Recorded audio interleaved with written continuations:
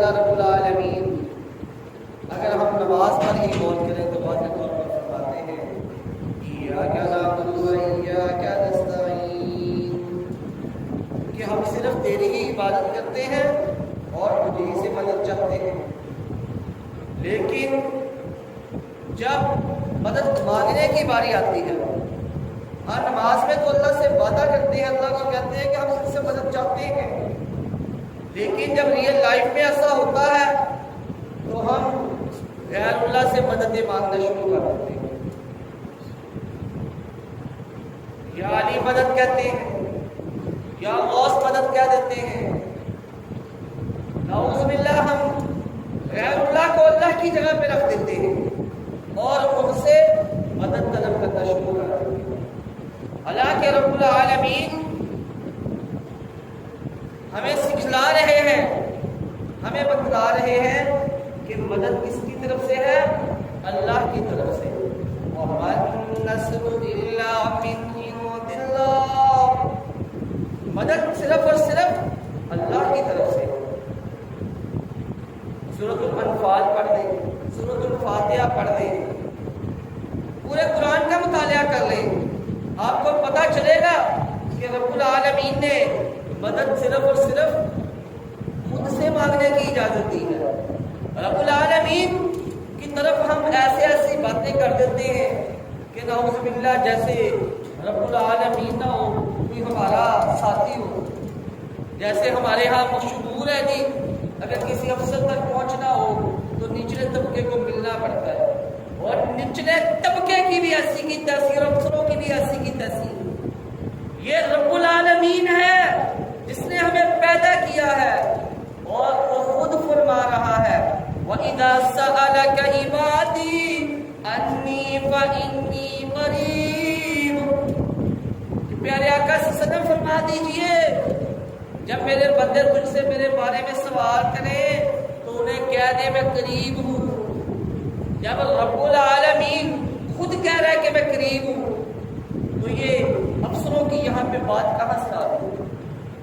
افسر تو انسان ہے، وہ تو چار بندوں کی اکٹھے بات نہیں سن سکتے، انہیں تو ایک بندے کی بھی بات صحیح طرح سے سمجھ نہیں آتی۔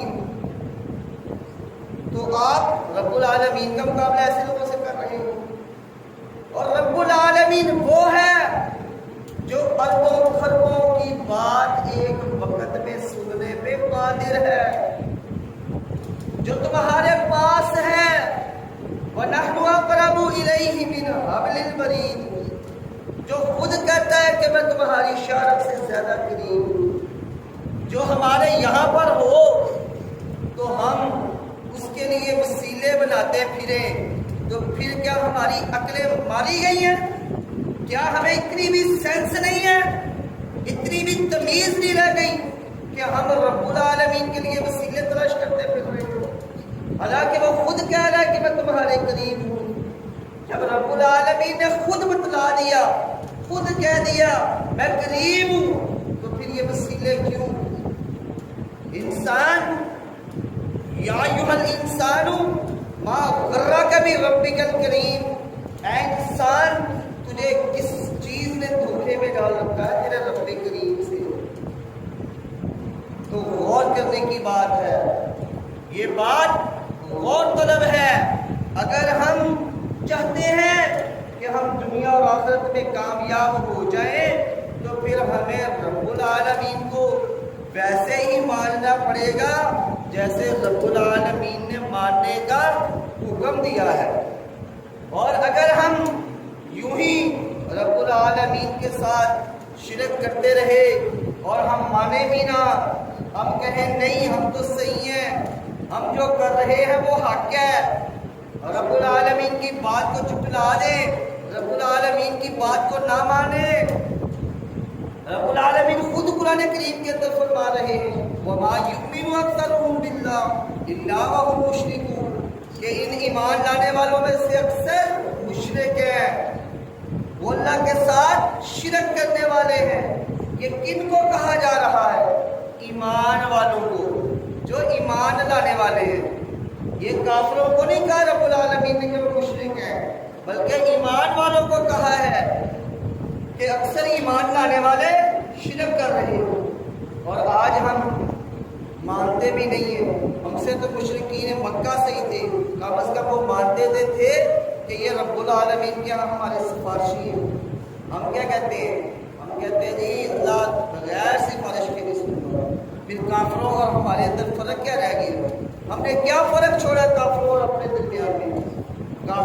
مکہ کے مشرکین بھی یہی کہتے تھے کہ یہ ہمارے اللہ کے یہاں سفارشی ہیں، شفعاؤنا عند اللہ، اور آج ہم بھی وہی کہہ رہے ہیں کہ یہ اللہ کے یہاں ہمارے سفارشی ہیں۔ اور بعض تو لوگ اتنے جاہل ہو چکے ہیں کہ انہوں نے اپنے پیروں کو، اپنے مولویوں کو رب کے درجے میں فائز کر دیا۔ وہ کہتے ہیں کہ وہ ہمیں قیامت کے دن چھڑا دیں گے، چاہے ان کے مولوی، چاہے ان کے پیر بے نمازی ہوں، جاہل ہوں، اور انہیں کسی چیز کا پتہ ہی نہ ہو، نہ دنیا کا نہ دین کا، لیکن وہ انہیں اللہ کے ہاں بڑا سمجھتے ہیں کہ یہ اللہ کے ہاں ہماری سفارش کر دیں گے اور ہم کامیاب ہو جائیں گے۔ حالانکہ رب العالمین ہمیں حکم دے رہے ہیں، یا ایھا الذین آمنوا، اے وہ لوگ جو ایمان لائے ہو، استعینوا بالصبر والصلاۃ، صبر اور نماز کے ساتھ رب العالمین کی مدد طلب کرو۔ جب رب العالمین کی مدد کی ضرورت ہو پھر کیا کرنا چاہیے؟ صبر کرنا چاہیے، اور دوسری بات پھر ہمیں نماز کے لیے کھڑے ہونا چاہیے۔